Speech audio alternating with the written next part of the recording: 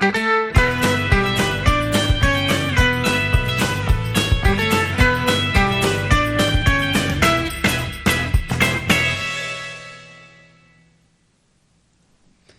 I'm Dapper Dan Gavosden, and I own every issue of Amazing Spider-Man, including the annuals, which, per my argument, definitely count. Wow, Dan.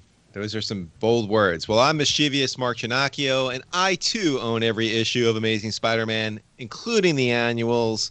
But unlike Dan, I truly, firmly, sincerely believe that the annuals don't count.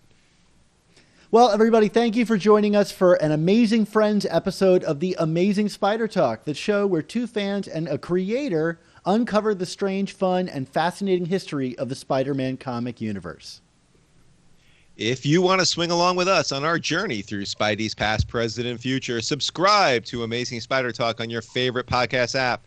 Every other week, we put out a mainline episode of our flagship show, and sprinkled in between, we review new comics as well as interview some of the greatest Spider-Man creators of yesterday and today. So this is the perfect time to start listening. Yeah, and in this episode of the Amazing Spider Talk, we're joined by one of our amazing friends.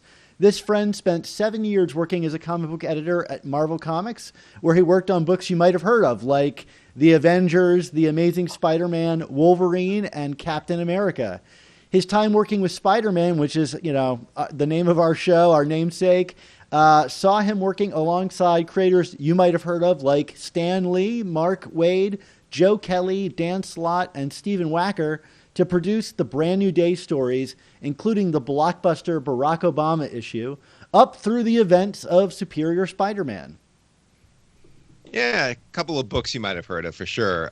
Later, he would join the editorial staff of Valiant Entertainment, and now works as a senior writer and producer for the New York City office of the mayor, as well as the host of the political comedy show Electoral Dysfunction. Welcome to the show, Tom Brennan. Hey, everyone. Thank you so much for having me. And since you guys have your alliterative nicknames, if you don't mind, I'm going to pull from when I was in the letters columns all the way back when in the day. You can just call me Temerarious Tom Brennan, which I picked because temerarious is the weakest possible word that means bold and brave. So I love that.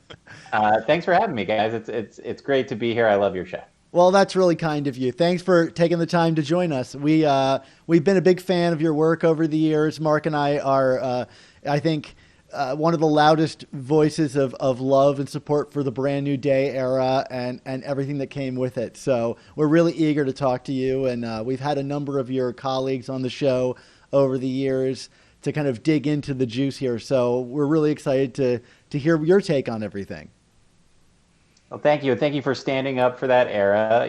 The survivors, as I like to call those of us who worked on Brand New Day. We really appreciate it. It was so much fun. It was a fun thing to be a part of, and it was a thing that, we'll get into it. I don't want to jump ahead, but a thing that when I started at Marvel, part of why I'd been hired was to work specifically with Steve Wacker on these books. And so it is crazy to me to remember a time when no one in the world knew what Brand New Day would be or what One More Day would be. Remember that sort of before time when I was working there, then and like all that ramp up and anticipation. And now it is 10 years ago. And it's crazy to me, like how much, it was the biggest thing that was going to change comics forever.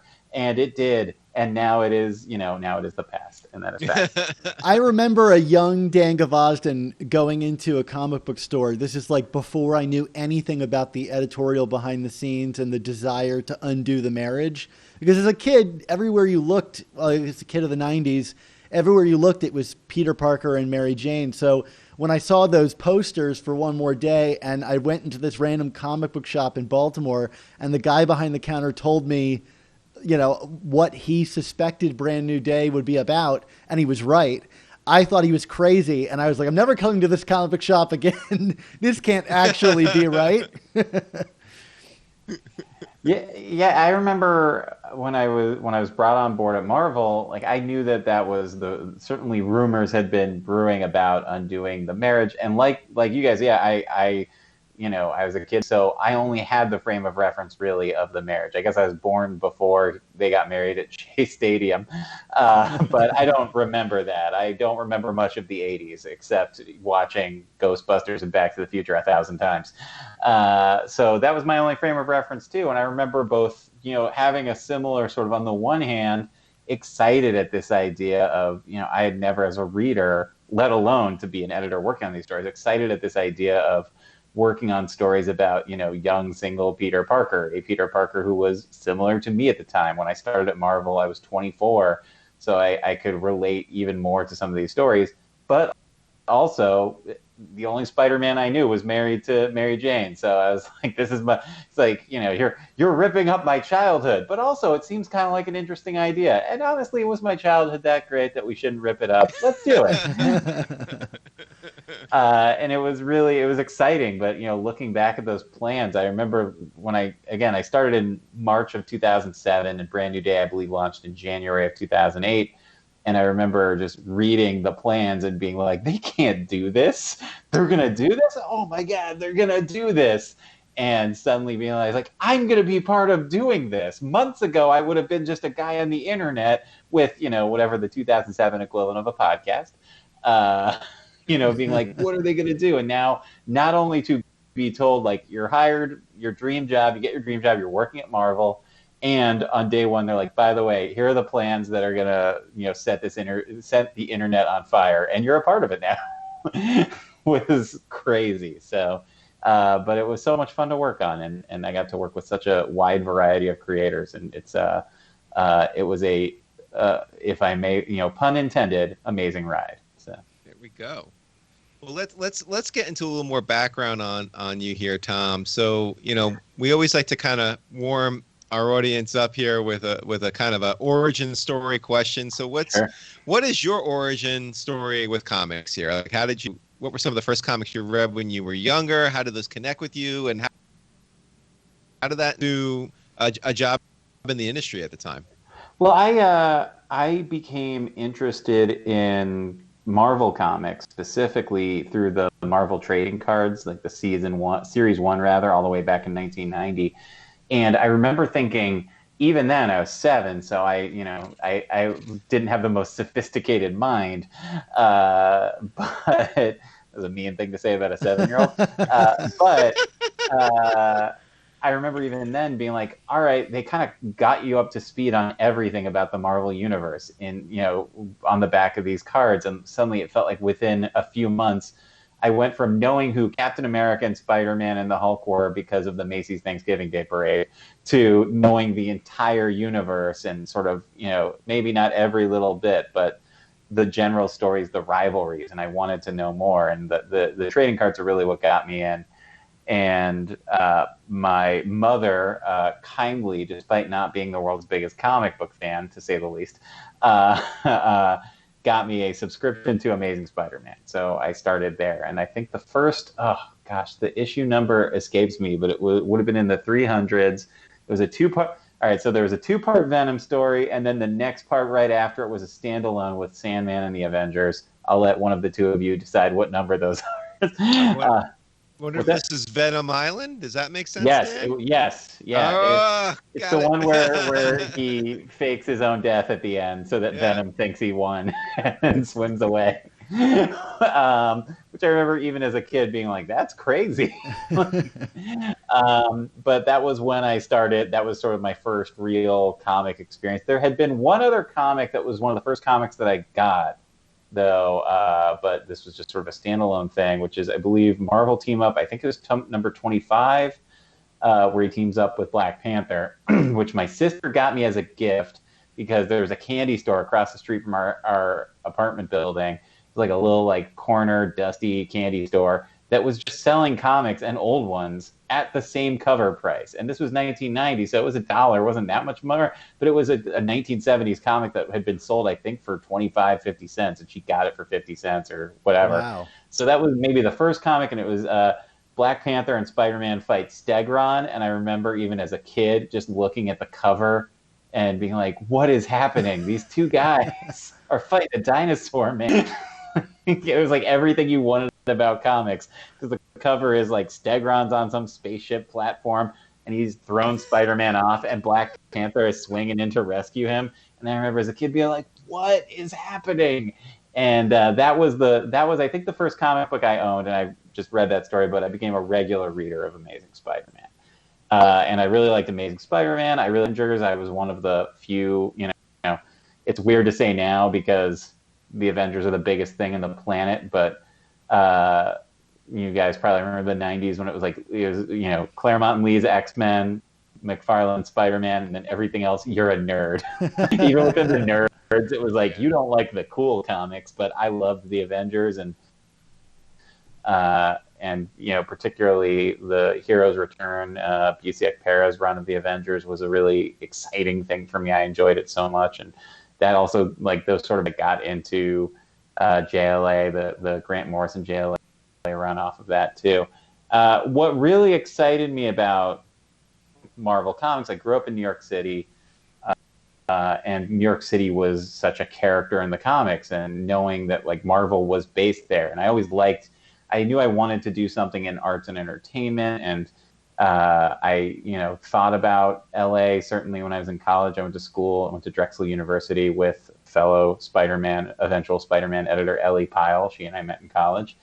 And I thought about LA for a little bit, but the idea, like, I love New York City. I'm from here. I still live here. I, as you guys mentioned, now work specifically. And the fact that New York was a living, breathing character in these comics was so exciting to me. Just as like, imagine your hometown is the main character of the books. Yeah. And that excited me. And the fact that Marvel was a New York kind of brand was very exciting to me too. So that's where that kind of spurred it with that. It's interesting. I can't draw to save my life. I would doodle, but I was terrible at it. But it was much more the New York of it all that really inspired me to seek out Marvel, and potentially a career in comics. And that's kind of where the seeds were planted, I guess. So as we said in our kind of intro, our brief conversation there, you joined the editorial team for Amazing Spider-Man during an era where the book was at its most frenetic editorially and production-wise. And I don't think it's ever really quite gotten up to that level again, maybe for a good reason. And we've spoken to several creators from Brand New Day, but from an editorial standpoint, what was the pacing of the triple ship like for you, your workload and your stress level? I think I was too young in my career to really know how stressful it was. At the same time, I've been anxious since like 1986, so it almost just felt normal for me. Part of why I'd interned at Marvel in college. I went to, as I mentioned, Drexel University, and part of Drexel's academic program is to have they really stress working in the field that you're studying. And so I somehow got a name of an editor at Marvel and sent them, I've written, and eventually made a contact and got a foot in the door to intern. But what made me I didn't go back to Marvel after college. Some interns have gone directly, some interns, as I know, have gone directly onto editorial work. That wasn't the case. I worked for CBS News as a production assistant for a little bit. And that made me an appealing candidate to Steve Wacker, who was putting together the team around Brand New Day. And he had done a weekly series, 52, at DC, and he knew that it was a very different pace than the average comic book. And the fact that I had worked in TV news, even in a small role, I don't want to pretend I wasn't, it wasn't the newsroom. I wasn't like pounding my fist down on the table and holding, people to account. I was running scripts and getting coffee and, in the back of the control room. But because I had that experience of this sort of relentless pace, that made me an appealing, person to him to work with and work on this really unique mechanism, because it's different than any other comics. It was, in a way, I loved it. It was so unique. And another way I noticed later in my career when working on just a regular monthly title, I was like, ooh, the aggressive ship schedule did not prepare me for this. It's such a different mechanism. In a week, we could be working on a book that was going to print that week and have the finished comic for the book that was going to print in 3 months.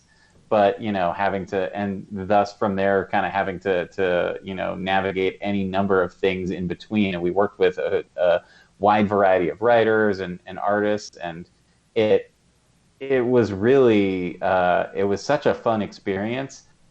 But at the same time, there were those moments where it's like, the first week of May, we got this, the book's done, it's perfect, nailed, out the door, great job everyone. Hey, that book is in trouble. Like, the art's running behind, we're still figuring out the dialogue. Third week of May, it's all right, it's decent shape.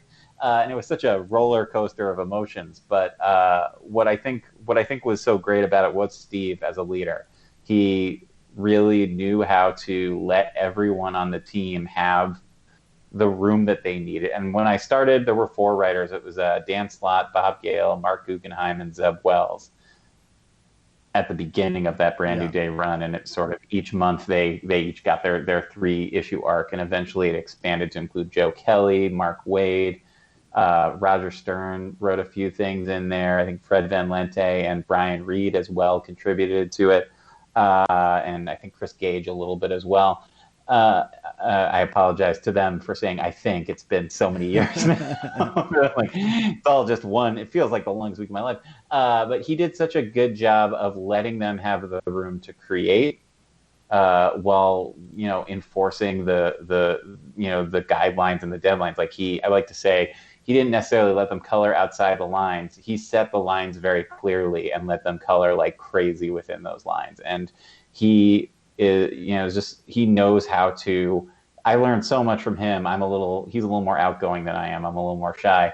And I learned so much from him about the importance of establishing that personal rapport. And in those cases, in the case of those books, as I mentioned, we worked with, I feel like, every artist in the industry over the course of 3 years and 102 issues of that Brand New Day run. And he, I don't think there was a single one that he didn't, at least try to get on the phone with every day. It didn't always, sometimes they weren't phone people, but he made that effort to connect with all of them and really let them know that they had someone in their corner with him as the senior editor, and, made them feel that they were a part of something special. Which they were. But, early in that process, it's hard to tell. That was the big thing to me, was watching his example and learning from that. Really, you don't want, something Tom Brevoort says a lot, legendary editor and guru to the stars of comics, about how creators get the credit and editors get the blame, and that's how it should be, and that's true. But I think Steve really, in that situation, without taking the glory from the creators, letting them have their spotlight, deserves the credit for that run being as memorable and successful as it is, because he really put it on his back and brought it through the finish line. In regards to creative focus, as an editor during that run, where are you guys spending most of your time? Are you keeping an eye on okay, the heart of this is Peter Parker, so that's the thing we're going to track the most? Or because the appeal to me of that era was, even if I didn't like a story, the next week I got something completely different, and there was so much variability. Nowadays, if you don't like a story, you're stuck with it for 6 months, right? Yeah. If you're lucky. That was our goal. Get rid of it as quick as you can. Yeah. Well, no, but I don't mean it that way. But no, I understand. But that was the fun of it, and not even if you didn't like it, it was you got something wildly different oftentimes. 1 week it's a blizzard in New York, and the next week we got a goblin mystery going on. What was the creative focus from the team during all this to kind of make it feel like one thing? I think I remember when I came in, a big thing that I really enjoyed about it, again, what made it so unique from other comic books. So many other comic books, it's one creative team, and as an editor, you're the sounding board and the partner with them. Everyone gave feedback, all the writers, everyone read everyone's scripts when they came in, so that, and almost right away, with very few exceptions, if a script came in, it was sent to the entire team for everyone to read and sort of not just coordinate their bits, but provide that feedback. And so I think by the end, it really became the kind of thing where like you look at Dan Slott's run right after Brand New Day ended, which was the big time run, which is a great run. Yeah. But even so, the Dan Slott writing there was a little different from the Dan Slott writing of Brand New Day, and part of that is because it was such a more collaborative process, and other writers kind of gave their feedback and notes so that everything lined up. The goal when I came in, as was communicated to me, was let's sort of get back to that classic Peter Parker, which is a great starting point. And what was interesting about that is that I think rather than outside of the basic rules of Peter Parker's always going to fight like crazy to do the right thing, and accept that because he wears a mask, no one's going to know Peter Parker was responsible for the right thing, and more likely than not, the people who love him will be furious with him because they didn't know. Like, stop and think about Peter Parker for a second. If you didn't know he was a superhero, you'd hate that guy. So you'd be like, why, dude, every time I'm just like, let's go get some coffee, you show up covered in sweat, 45 minutes late, and then you're like, oh, I missed the train. You're always going to miss the train. Leave earlier. But I think what was interesting about that was that while keeping those general rules there wasn't so much of a mandate. In fact, it felt almost like improvisation of like, all right, wait a minute. So now that we've changed the rules, like, let's see what happens. If this is true, what else is true? Like, what new things can we have?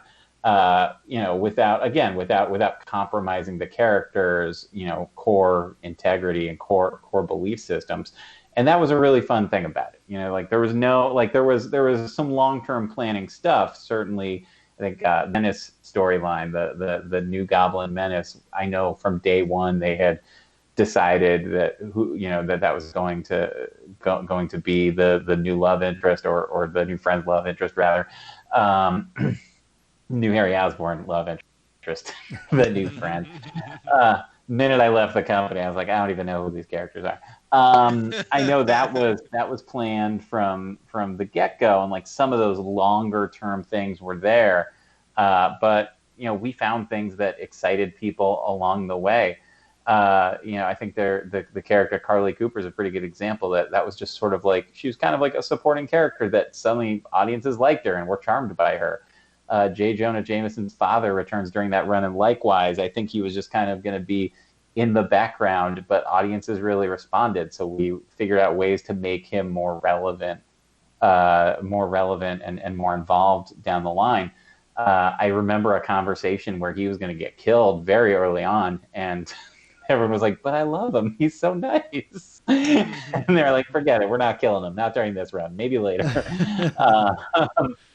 And a lot changed in the smaller kind of stuff. Like we allowed they allowed to change and pull up the track and play in new directions and that kind of thing.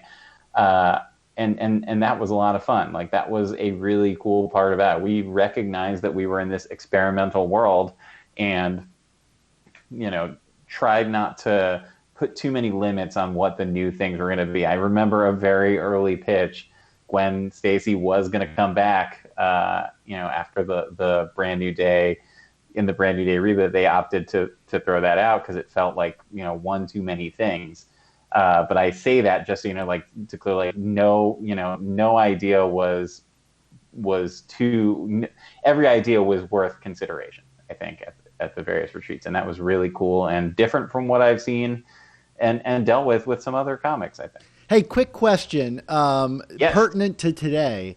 Harry Osborne's return in the Brand New Day thing. Was that always planned that he was in Europe, or was that ever associated with the Mephisto deal? Because I think the two often get misconstrued, and it does seem strange that Harry came back coincidentally at the same time, from Europe, just the same time that the whole world got rebooted. Can you talk about that briefly? Because we're dealing with Harry Osborne in the pages of Amazing Spider-Man right now. So And stop trying to poke holes in my Amazing Spider-Man theories in the current by asking the editor from 13 years ago about it. My theories, but we'll let you answer, Tom. But I'm just saying, the history behind this goes deeper than just this question here. But I just want to point, was not necessary to put the number of years since when I started. 13 years. I was like, that's not possible. 13 years ago, I was 7. Wait, no, I'm 37. Oh God.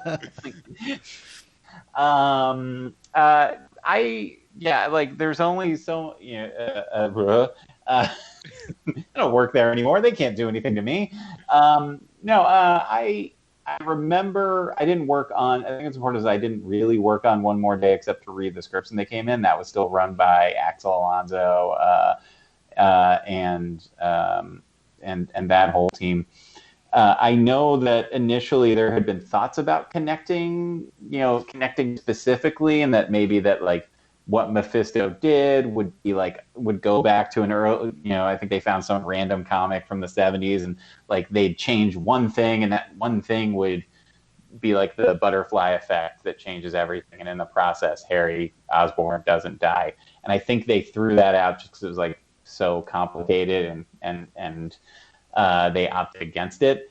So I do think that initially played a role in that process, and I think they decided, you know what, we've brought plenty of people back with flimsier reasons than this.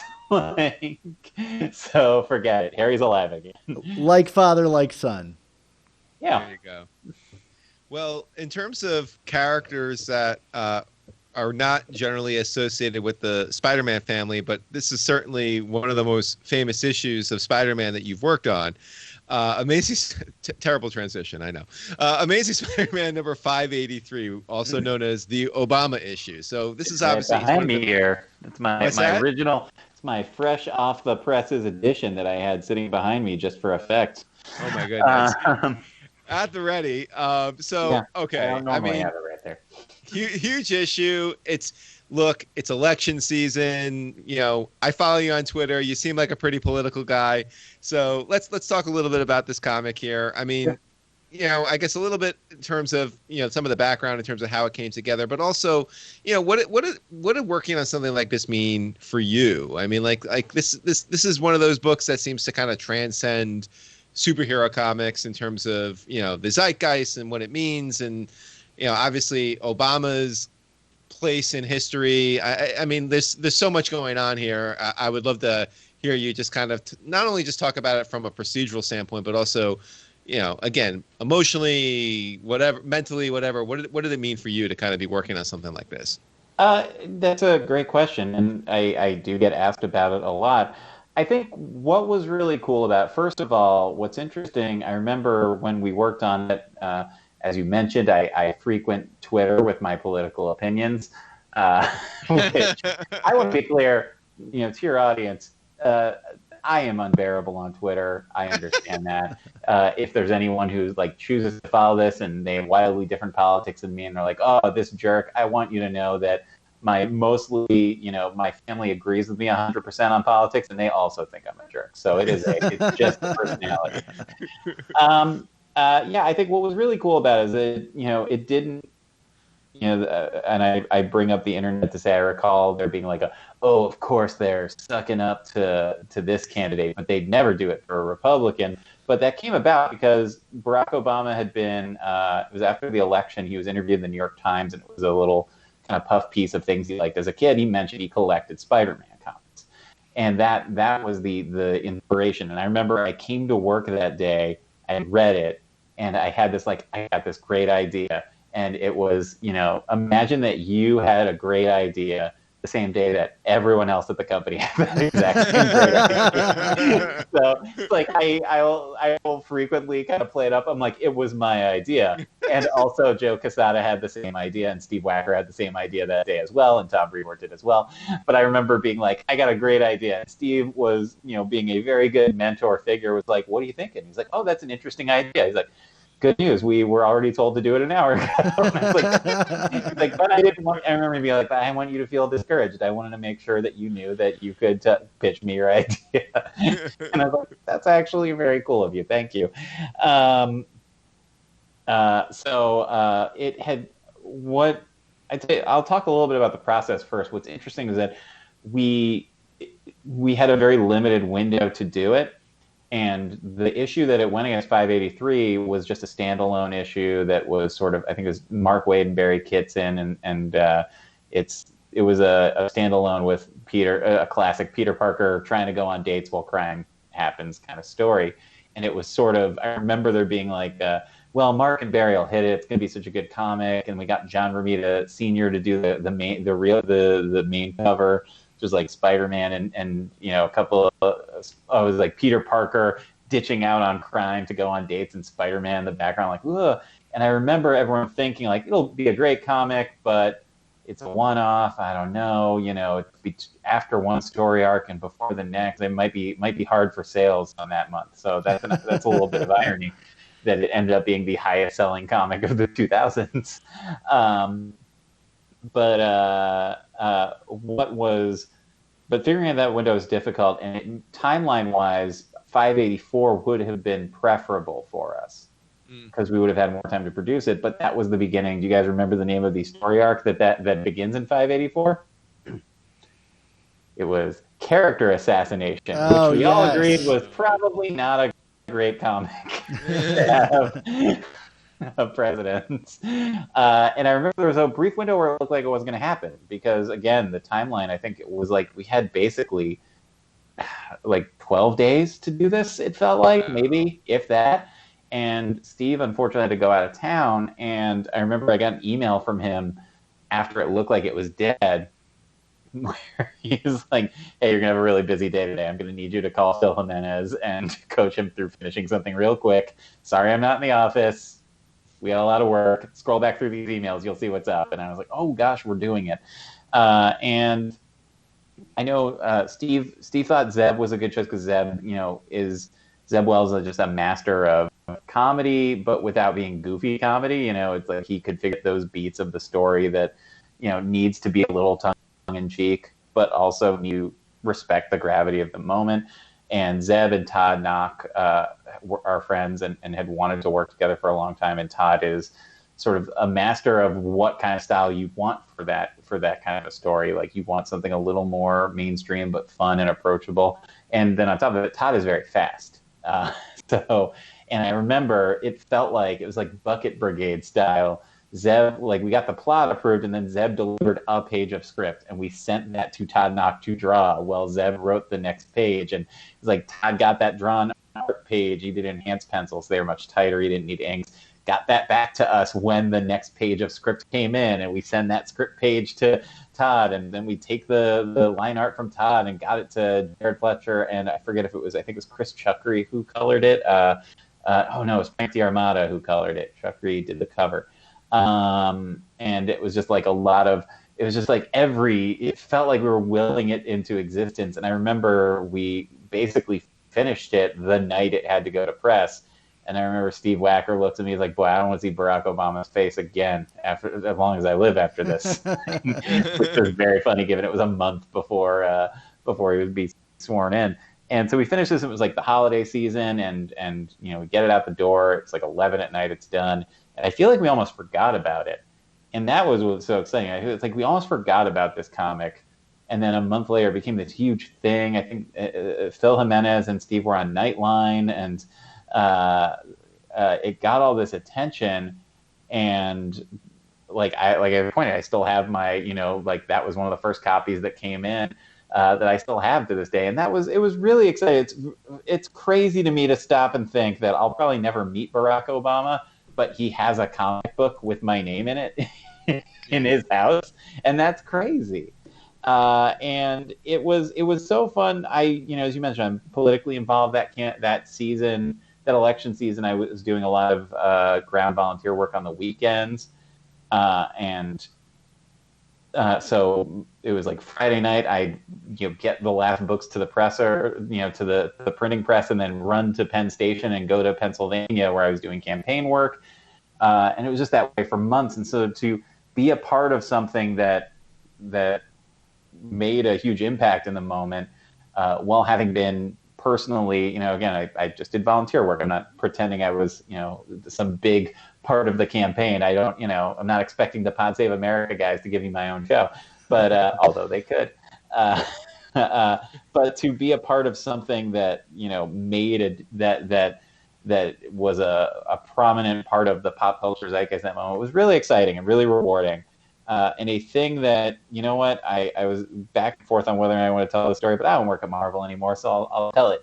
A thing I found out a few months later, 2008, 2009, for the publishing industry, not a great time economically. And I was told by someone that Marvel Publishing had been at risk of facing a budget shortfall the quarter, and budget shortfall means we missed our marks, we didn't make money, and it means layoffs. And because of that Amazing Spider-Man comic, they actually made up the entire shortfall and had a little bit of a budget surplus. Wow. And so because of what we did, people did not lose their jobs. And that is the thing to me that will stay with me forever. It's just like, this one little 5-page, goofy story at the end where Spider-Man and Barack Obama fight the chameleon, in the middle of an economic recession where, people lost their jobs. Their jobs were not waiting for them if they had lost those jobs. Knowing that we saved jobs is a thing that I will be proud of for the rest of my life. And that was the best part of that process to me. Yeah. Awesome. Well, so like kind of playing off that a little bit, what do you think of the idea, moving away specifically from the Obama issue, but the idea of comic books as a political medium? I mean, like obviously we referred to it earlier, social media, kind of exaggerates and accelerates everything. We see creators who, maybe are a little more politically forward in terms of, announcing their viewpoints either on Twitter or other social media, or insert their viewpoints, or I guess their readers feel that they insert their viewpoints into the comics themselves, whether, that could be open to interpretation, I guess. Yeah. And they kind of, if the readers disagree with those viewpoints, they kind of get dismissed as, oh, you're just an SJW, and, like that's kind of the wave it off thing. So I guess, for you, again, as a political guy, but also as someone who worked in this medium, who worked in superheroes, I mean, aren't superheroes innately social justice warriors? I mean, isn't that kind of like the whole point? And what do you think of this whole thing about, oh, don't get political, or I mean, just would love to hear you kind of riff on this a little bit. Yeah, thank you for asking. I think, and I'm going to start by being magnanimous. Anyone who follows me on Twitter knows that I'm a partisan hack. Very comfortable with that. Own that pretty well. But I think a thing that that always would kind of irk me, and I still see it today, people. I as you guys mentioned, I work in the realm of politics now, and so fortunately, I know a lot of people are comic book fans in that world, and that's exciting, and it's cool to have stuff to talk about. But, I always get bothered when people say Captain America would definitely be and then sort of like fill in the blank, whatever political affiliation, because it's sort of like for everyone who can expertly argue that, or any superhero for that matter. But like, I guess the example I always come to is Batman. It's like for any person who can sort of expertly argue, like Batman's about self-reliance and sort of taking on the system. You don't need the police for this and that and the other. It's a Republican character. There will be someone else who can argue it's like, a rich person who dresses up like a bat to help fight crime and do right by, poor people is an inherently left-leaning character. And you'll see that too.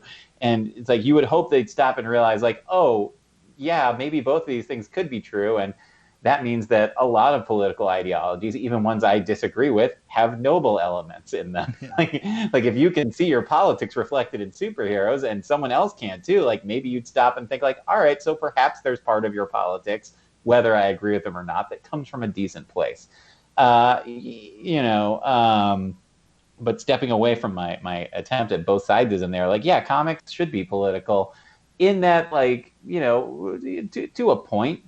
I can appreciate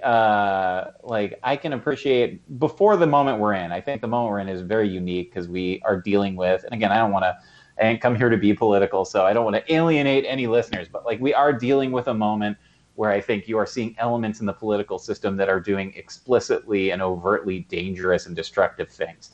And I can, so in that moment, there's part of me that's like, there's part of me that's like, how could a superhero comic not comment on this moment in time and not explicitly comment on what's good or bad? But I can also appreciate like picking up, if you like pick up an average issue of like I'll make fun of DC since I never worked there. So if someone picks up an issue of Robin and Robin's like, boy, this is worse than the Bush administration, I'd be like, all right, come on, man, just get to punch the crocodile, all right? Let's move it along.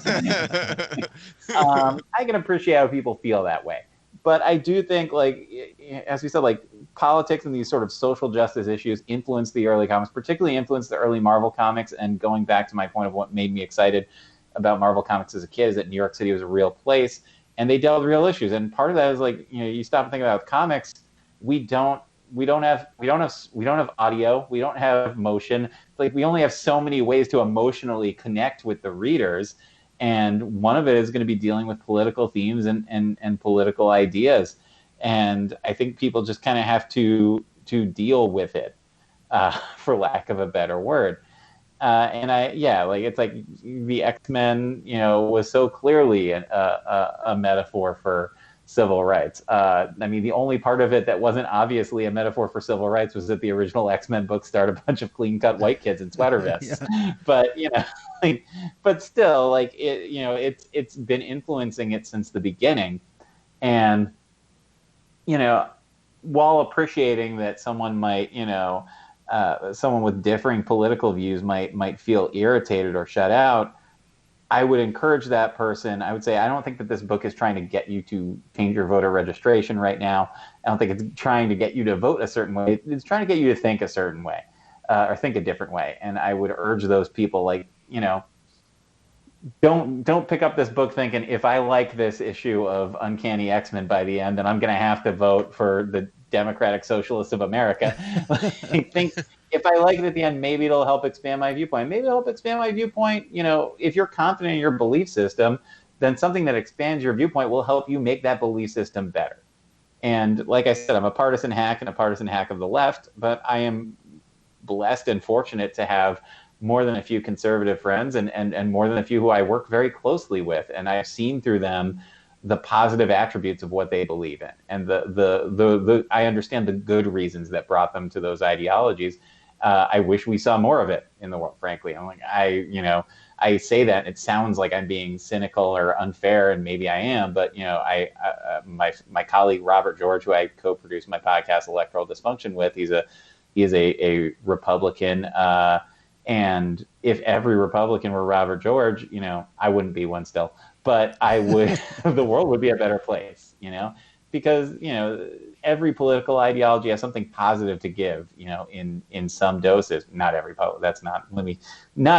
A lot of them have positive things to give, and you would hope that someone who goes to an artistic experience goes to be challenged to help make their point of view stronger.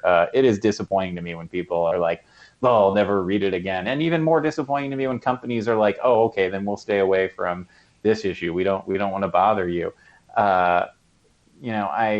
I worked in comics with artists and creators who were pretty, some of whom were pretty conservative, and with whom I had very differing points of view, and I enjoyed working with them. And we had good conversations and productive ones where we aired out our differences. And I think it made the work better. And I think that understanding, and again, like I say that, acknowledging that it is a very, I think, privileged thing to suggest, like, oh, just sit down and talk with them, because there are some people you can't sit down and talk with. And also there are people, particularly in this moment in political time, who, like, by sheer existence for some people in this country is a political act. And it's not fair to ask them to always take on the burden of making the first step to fix things. But the goal of art is, like, I find, is like, it's a place that, all are welcome to learn and listen. You may not like it, and it might affect you. It might make you uncomfortable. And you're going to have to be uncomfortable because that's what the art is. But it is in my approach to it has always been like the goal of the art that I put out. I'm going to be honest about what I say. I'm going to be honest about my beliefs. But I welcome everyone to see it and review it and learn from it, what they take from it, what they will. I hope that college essay answer I just gave you was helpful. I think one thing I would say what made me laugh about the Obama thing, again, like at the time, I remember I was at a convention a few months later and someone came up and again, not to stereotype them, but they looked like straight out of like the Matt Drudge cosplay award. They're like, we noticed that you had Barack Obama on the cover. Why wouldn't you ever have John McCain on the cover? And I, again, I think I mentioned I was at the time a very, very quieter person, but I just grabbed the mic and responded. It's like, well, we did that because Barack Obama did this interview with the New York Times. So I think you would agree. A company saying, "Oh, we can make a lot of money off of this," is a smart capitalist decision, right? And it's like, and by the way, if John McCain wants to go and talk about how much he loves New Warriors, I will put him on the cover of a New Warriors book on March. And that got a big laugh from the room. That's the other thing. It's like it always made me laugh at the time that people would be like, "You're spreading socialist propaganda." Like, first of all, Marvel at the time was owned by still Ike Perlmutter and run by him, who is not by any stretch of the imagination a socialist. It's like, and second of all, we made a sheer capitalistic move to make some money and cash in on this moment in history. USA. I lost my train of thought. Well, that's fine. Some of these politics found their way into Brand New Day stories like Power to the People from the Gauntlet run.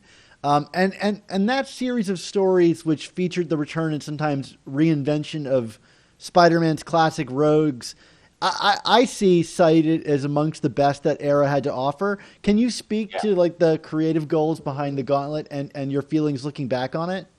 Absolutely, yeah.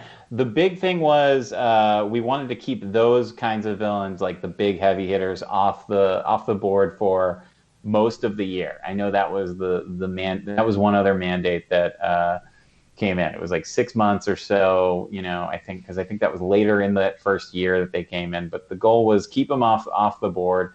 Let's play with some new villains. Let's maybe revamp some weirder villains on the side, and also go all in on Pete and sort of bring him up to speed, so that when they came back and you really felt the impact. And something that I never liked, and I know Steve didn't like, and most people who'd ever worked on Spider-Man didn't like, sometimes Spider-Man villains were kind of reduced to being jokes, particularly the Rhino. Like the Rhino would get brought in a comic just to get beat up in the first 2 pages, and then your new nondescript character from the 90s who wore like a vest or a trench coat would kick his butt quickly and be like, what a dumb name and costume. High five, everyone.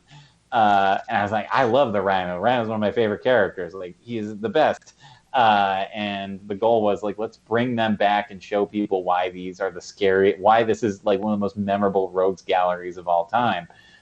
Like, no one remembers the Masters of Evil. Everyone remembers the Sinister Six. I say this as a Masters of Evil super fan, but come on, we know the Sinister Six matters in a way that that no other villain team in most of comics, particularly in Marvel comics, though, has.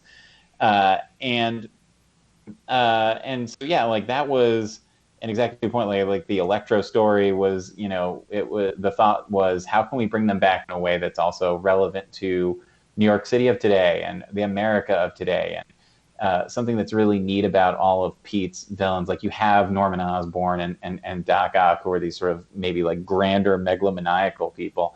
But the rest of them, most of his villains are as working class as Pete is. And I think that's a really cool thing.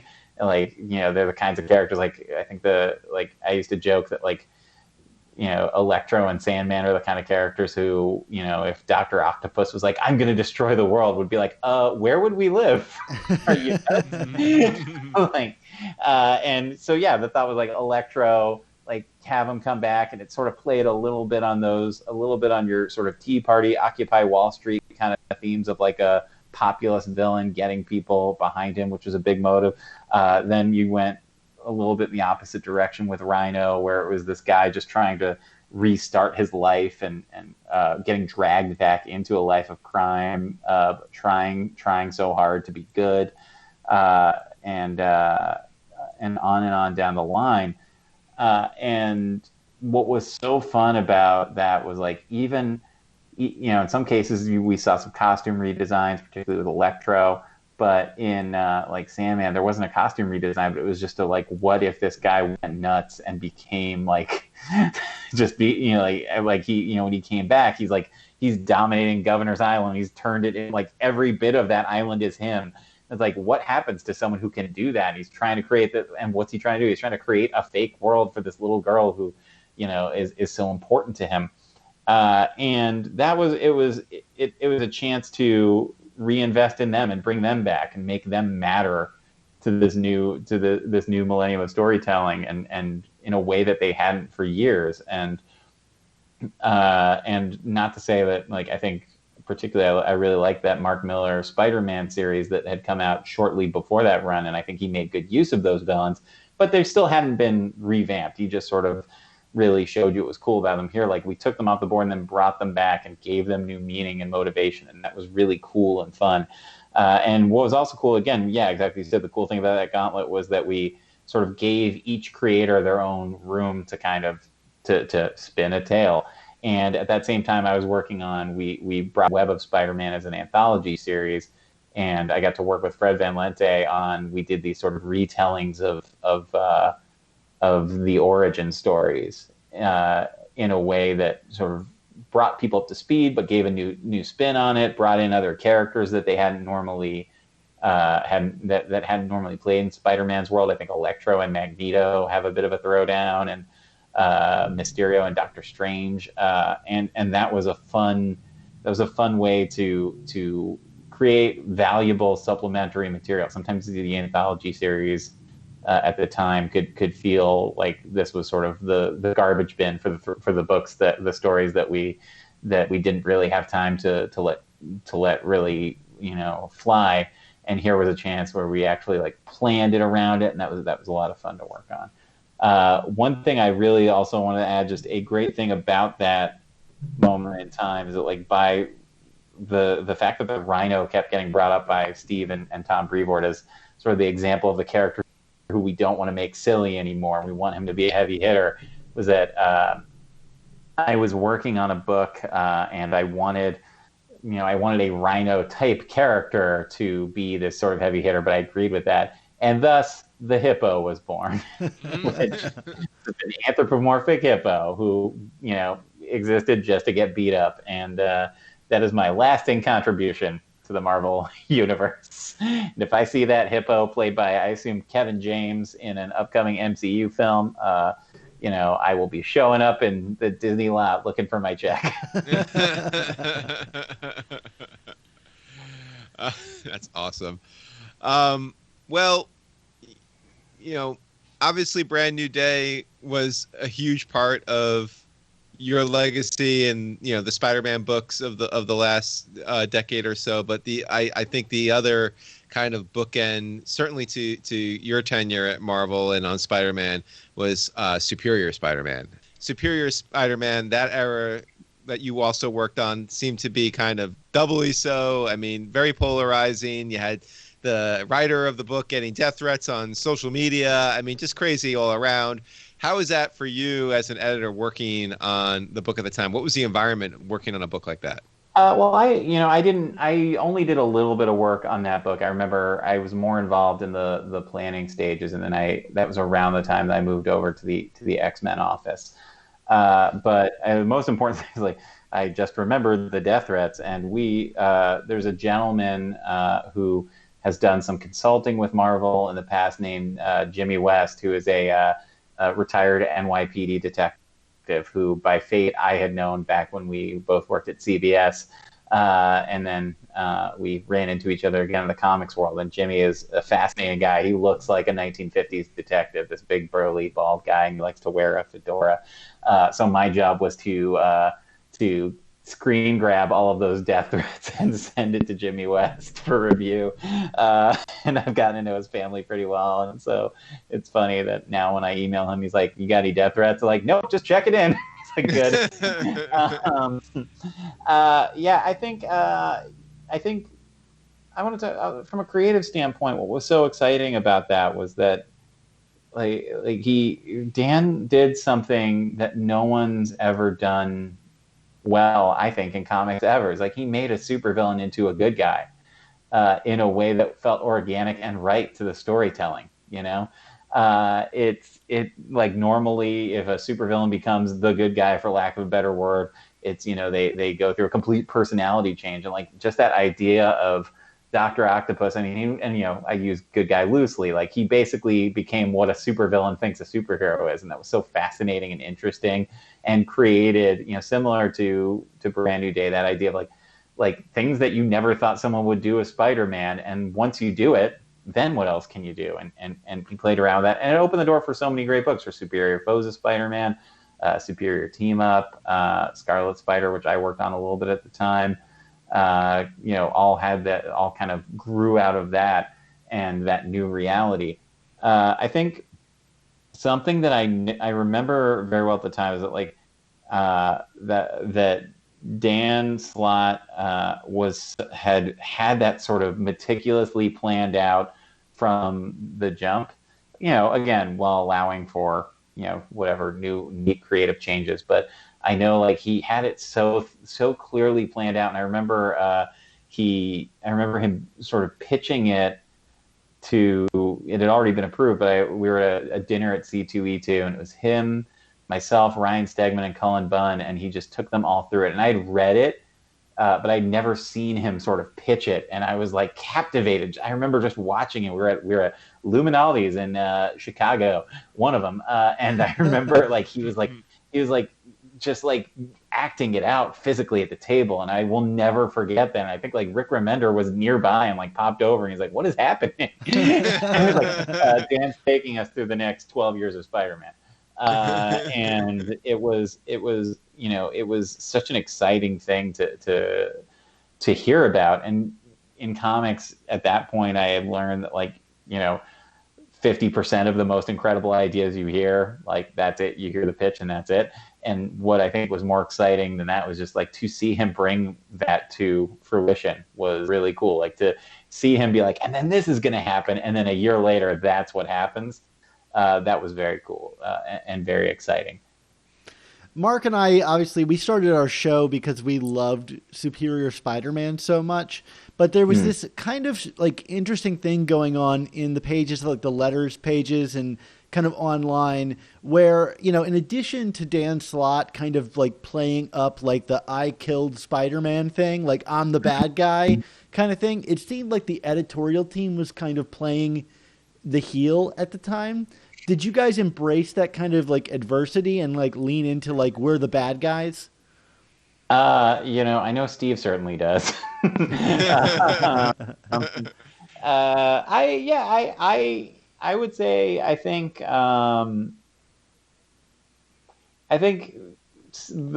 heel is a great way to put it, because it's similar to pro wrestling, that notion of like if fans are upset but still buying the book, then they like it.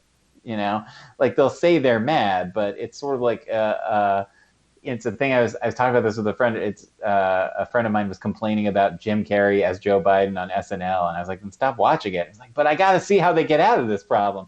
And that's the only time I've seen a TV show sort of treated the same way as comic book fans do. Like comic book fans treat comics almost more like a sports team than like narrative fiction, because like if you don't like something that happens in the new season of a show, like you generally stop watching the show.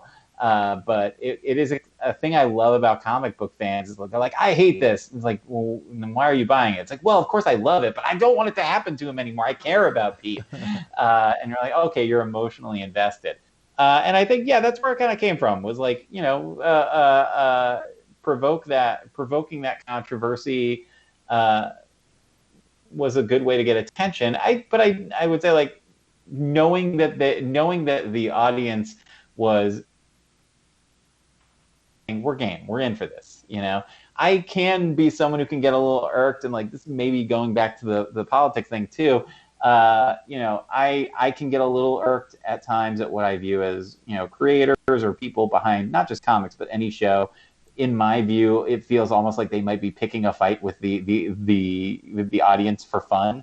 And there are moments where I'm like, all right, these are your customers. They're the reason. They're maybe don't be so hard on them. The audience has. I am a believer. Like when you do that, you have to be doing it knowing the audience is game for this debate. And I think that was the thing. It was like we had already Dan let Dr. Octopus win. He killed Peter Parker twice. And the audience was the readers were still showing up. So if the readers were still showing up, they were saying we're game for this debate, and that was the thing about it. Like I think, and I would say, like, I joked about that before, that Steve, it can be someone comfortable mixing it up with the fans, but I think he likewise approached it from he likewise approached it from the standpoint of mixing up with the fans who want to be mixed up with. Like it's not just picking on the fans. It's people are interested. Let's do this. And like it was almost like it was like a bizarro version of like the Stan Lee letters pages. Like it's like back in the old days, like the Stan Lee letter, it was the clubhouse. It's like now we're like, all right, we're picking a fight in the clubhouse. But again, the club was game for it, and that was a cool thing about it. I am someone, when I did letters pages, I tended to be more abstract and weird rather than confrontational. I did a letters page for the Sinister Spider-Man, which was during the Dark Reign books, which is a book just focusing on Mac Gargan as Venom, and the questions were answered by, I think, Mac Gargan and the symbiote, and occasionally me. And the symbiote just kept threatening people throughout. So my approach is normally a little weirder and more avant-garde. But I think like Dan, the great thing about Dan Slott, Steve Wacker, and everyone who worked on those books is like they are the biggest Spider-Man fans on the planet, maybe bigger than like the fans. Like so they know how to approach it from a standpoint of like a fan argument, not just that, I remember looking back on it, and it's funny now to work in a completely different field and know that like the figuring out how to respond to fan 28 was the biggest. Was like that there were meetings to be like, how do we make sure that we're mixing it up but being fun and funny. That those meetings happened, in a place of business is very funny to me. Well, I guess kind of tied to all this, these multiple eras that you worked on. I mean, kind of looking back, I mean, what are some of the pressures that are unique to the Spider Office, I guess, when compared to the rest of Marvel's editorial teams? And do you feel that those pressures are reflected in the title itself? And, if so, I mean, what could we as readers and critics stand to learn about, I guess, kind of the process and how you guys react to the unique situations that you find yourselves in due to maybe factors that we're not privy to because, we're kind of on this end and we're just reading the book and either complaining about it or loving it online or whatever. I think what I really have come to admire about anyone who's worked on Spider-Man, and it is neat to me to know that I edited the same book that, associate edited, whatever you need to say. But I was part of the editorial team for the same book whose editorial team had once included Stan Lee as very interesting and cool. I think the big challenge is, so you have these, the way Marvel was laid out at the time, and it might still be laid out this way, I wouldn't 100% know, but you had sort of your like Marvel Heroes Avengers office, your Spider-Man office, your Ultimate line of comics and the Hulk office, and then the X-Men office.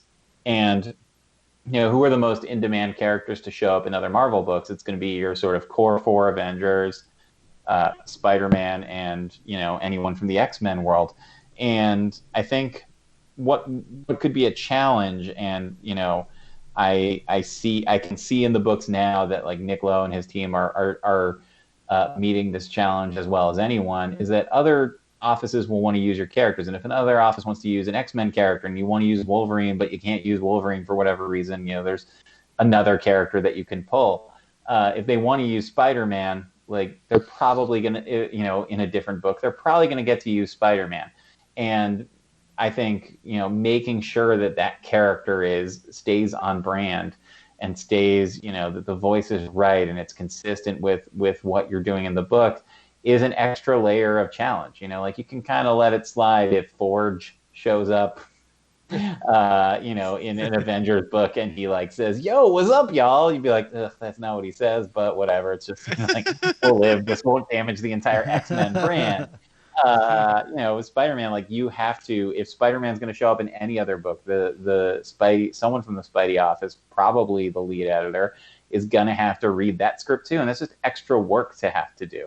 And I think that is a challenge, and not to say that like I don't think there's ever I think sometimes people in comics can kind of project some insidious motives on other creators when they borrow your characters. I'm not one of those people. I think the editors at Marvel when I worked there, and certainly knowing the editors who are there now, are some of the sharpest and most invested in getting things right group of people that I know in the industry.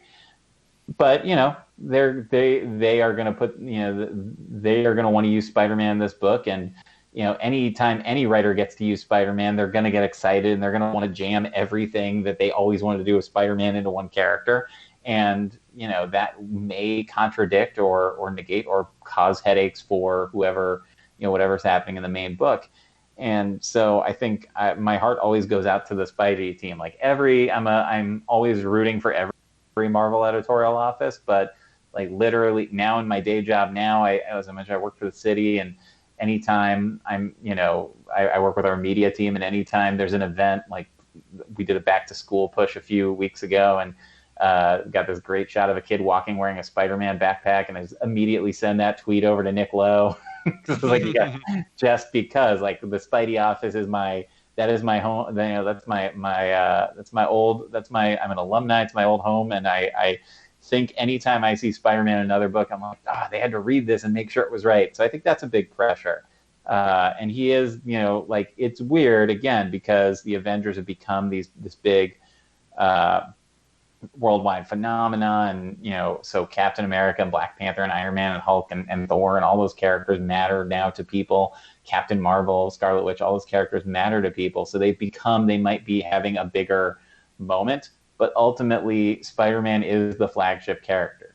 He's the lines, like he's on the checks that they give out. If anyone gets checks anymore, like he is that important of a character to the brand. And I think sometimes, like I would say that the pressure that any editorial office has working with him is like, remembering that at the end of the day, your job is to do right by this character, and he is that important.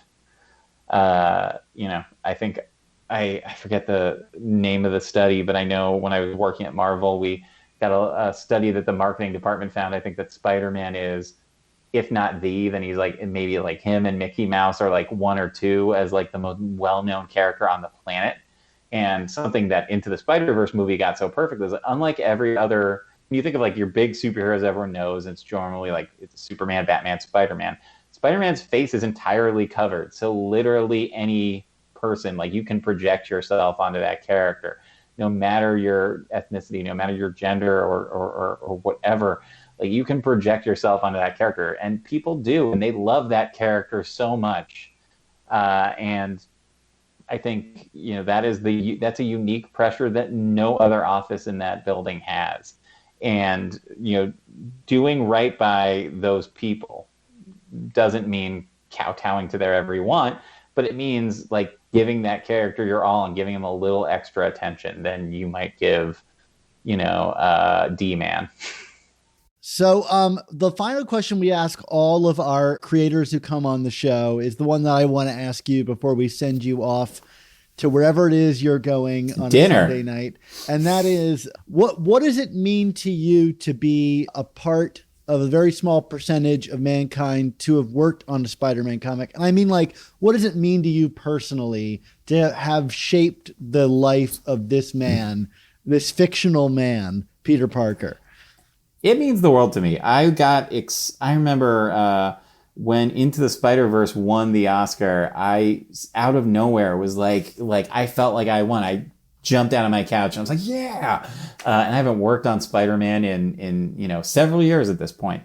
But exactly as you said, so few people get a chance to work on it, and it is an honor. It is the thing that I get asked about wherever I work. I work for the mayor of New York right now. He is the second most asked about thing when people find out what I've done.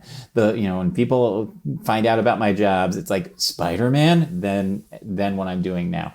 It is, to the day I die, I'm going to be, even when I'm riddled with dementia, I will be speaking of Spider-Man. I'm hugely honored, and I think to have had the chance to work on it, I can never thank Steve Wacker enough for hiring me all those years ago and taking that chance on me. And 9 times out of 10, the people I talk to about Spider-Man, the fans who I talk about how much he means to them personally. And 9 times out of 10, the fans could not be nicer or more excited to talk about Spider-Man. Even if they didn't like the stories, they still are excited to hear about it. And knowing I was a small part of something that gave so much joy and comfort to people across the planet is a humbling experience. Tom, we don't want to take too much more of your time, but we do want to give you an opportunity here to kind of plug any work you got going on, or kind of appeal to fans to stop tweeting at you and harassing you. Actually, like open forum here, in terms of I'm going to do something for the fans. Sorry, I interrupted you. I'm going to do something for the fans. You know what? If you want to tweet something bad about Spider-Man, I don't work there anymore. So you know what? @Brennanator, just hit it. I'll take it. I'm out. Go ahead. Leave whoever, I don't actually know who works on it right now. I don't know. Just take the whole burden. Yeah, leave them all. Hit me. Hey, when's this going to air? Is this going to air before Election Day? Because I'll just tell people to vote. Or you can cut that if it's easier. It will probably air this week. Okay, great. Get out and vote. Whoever you vote for. I'm not going to tell you who to vote for because this is, in this, but please vote. Our country needs you more than ever. You can go to, I think, whenweallvote.org is a good resource website, or any of your local voting apparatus. Voting apparatus. That's not, what I'm trying to say. And folks can find me. My podcast is Electoral Dysfunction Quarantined. We used to do a stage show, and now we do it via podcast. It's myself, Robert George, who I mentioned earlier, who's a opinion columnist for Bloomberg Opinion, and a panel of comedians and experts. We talk about the news of the week and make fun of it and yell at each other. But normally by the end, we're all back on the same page. And just for the comic book connection, I'll shout out my buddy Declan Shalvey and Jordy Belair, who designed our Electoral Dysfunction eagle that we use in our show every week. They did it for me once years ago. Oh, that's super cool. Yeah. I don't see anything else to plug. Nah, that's it. I got nothing else going on. Read TKO Comics. Their stuff is great. I don't work there, but it's just wonderful books. TKO. Well, thank you so much for joining us. It was a blast, and we hope we can have you on again soon to talk in more detail about the time you worked on the book. This was so much fun to talk about it. I forgot how much I loved it until we had this conversation. So thank you for having me. Well, thanks again to Tom Brennan for joining us this week on the show. It was a lot of fun to have him on, and he's been someone we've wanted to have on for a long time. So it was great to hear his insights, and I hope we can get him back again soon for more specific detail when we get to the brand new day era on our show, which seems like an eventuality, but also forever away. Yeah. I mean, we're probably about 4 or 5 seasons away at the very least, but Tom was a great guest, and I'm really excited that we finally got to have him on, Dan. But alas, Dan, it is that time for all of the good things in life to come to an end, or at least this episode. So we want to say thank you to you, the listeners and viewers, for tuning into this episode of The Amazing Spider Talk. Yeah, and this episode, as always, was edited by Rick Coast with production support from Andy Myers. Our artwork comes handcrafted by some of our favorite artists, and they are Ron Friends, Sal Buscema, and Ray Sumser. And our theme songs were produced by Rylan Bojack and Spider Madge. Plus, our introduction animation and musical stinger comes from Josh Sutton from the YouTube show Panels to Pixels. So, Mark, until we get an issue of Amazing Spider-Man with Donald Trump on the cover, what's our credo? Oh, that would be the most fantastic, terrific, strongly issue of Amazing Spider-Man ever, for sure. But before that, or until that, our credo, of course, would be, with great podcasts, there must also come the Amazing Spider Talk. Don't miss the next